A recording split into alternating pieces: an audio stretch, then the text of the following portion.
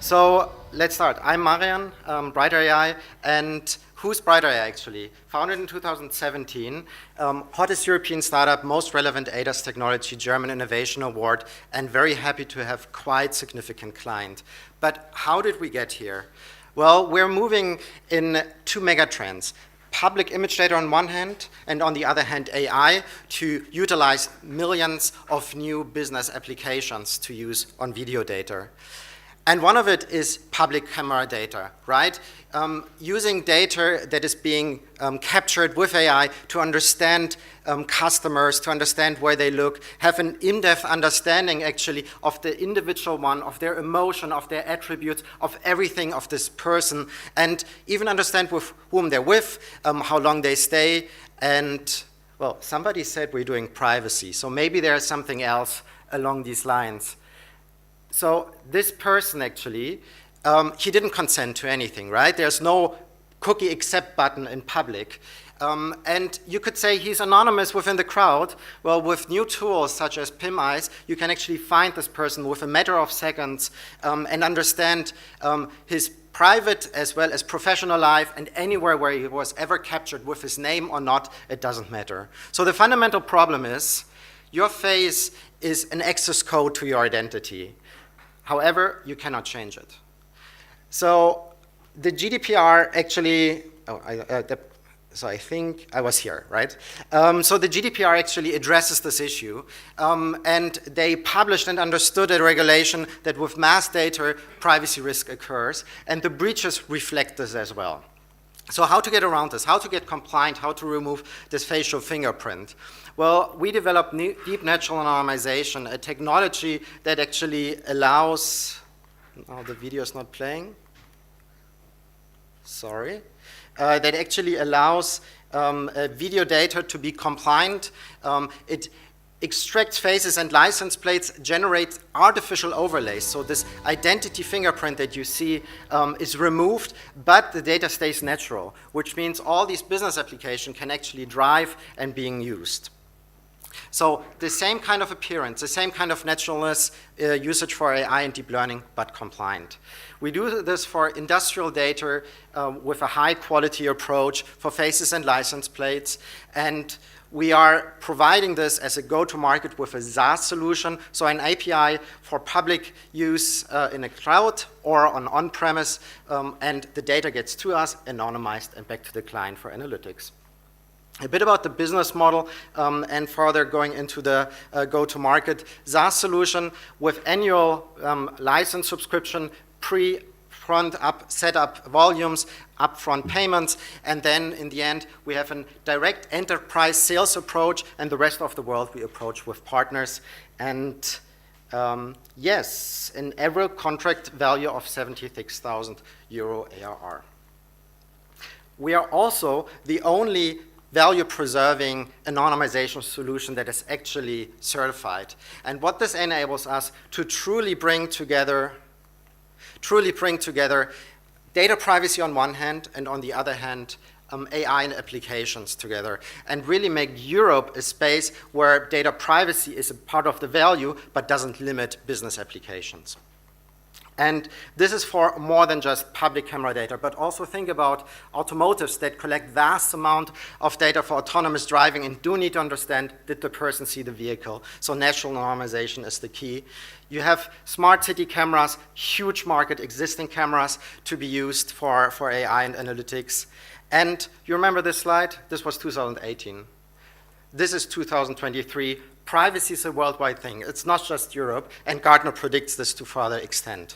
Commercial traction, we increased our ARR by up to 3x in the last 2 years. We see the same going forward. We're working with the top 5 tier 1s in automotive under recurring contract, top 3 in public transport, and we have a net revenue retention of 147%. So what is being done with the money that is invested, it goes into the 174%. We're very proud to have investors from eCapital to Amilar to Deutsche Bahn Ventures, Hella Ventures, Giesecke and Deviant, very proud to have them on board.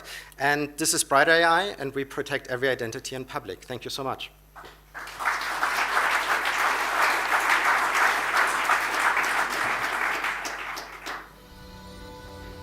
Thank you. Marian, for your presentation. We are going to ask to the members of the jury if they have any question for you. Thank you for your presentation. How easy is it to implement your solution with other smart city components like sensors or crowd control? So we have a standard API, and it's quite good that video formats are generally quite common. So we understand and support 95% of all video formats, and then provide an API which is scalable to push the data in, get it anonymized, and get it out. And for any on-premise solution, like within the train or on a train station, we have like small server racks that we are working with a partner to deploy them in public and have the same setup there. Okay, thank you. Hello. Congratulations on the pitch. Thank you. It was very good.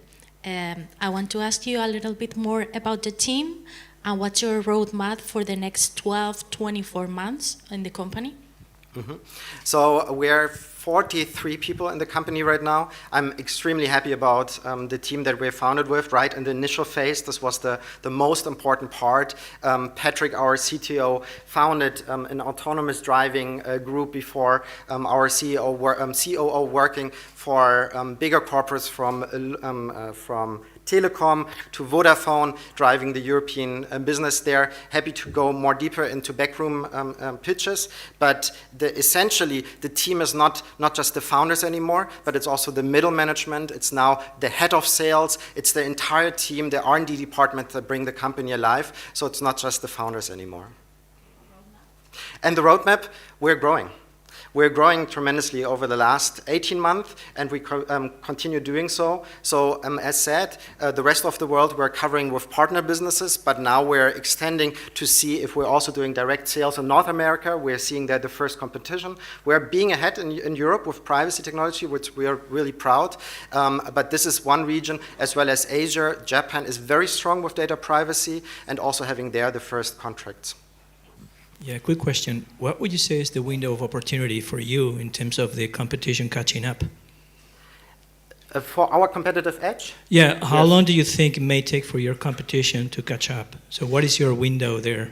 So it took us about 1.5 years to actually provide a generative AI-based data privacy solution for faces and license plates. It was quite heavy deep tech development, and it took us another 22 months to get this certified. So if you do the math, we're time-wise quite ahead, and of course we're not standing still, but actually working on the next iterations as we speak. You certify for the GDPR and for the rest of the legislation, the rest of the America, Latin America, and so on, or only just for GDPR as a privacy? So GDPR in Europe is currently our biggest market, but I would say like 30% is already coming from the rest of the world, mostly from partners, and now extending on this. And it's a good momentum, right? Europe started with heavy data privacy regulation. We could accelerate in that market already, and now all the different regions are actually picking up. For example, India is replicating actually the GDPR. We're having first talks there. It's a country with a lot of cameras, so the sky is the limit at the moment. Thank you, Marian. Thank you for your presentation, and good luck. Yes. And before anyone asks, yes, we did. Wait, where is it? Sorry. We did protect Thomas in the end, who was on the other slide, so he's not found in public anymore. Thank you so much.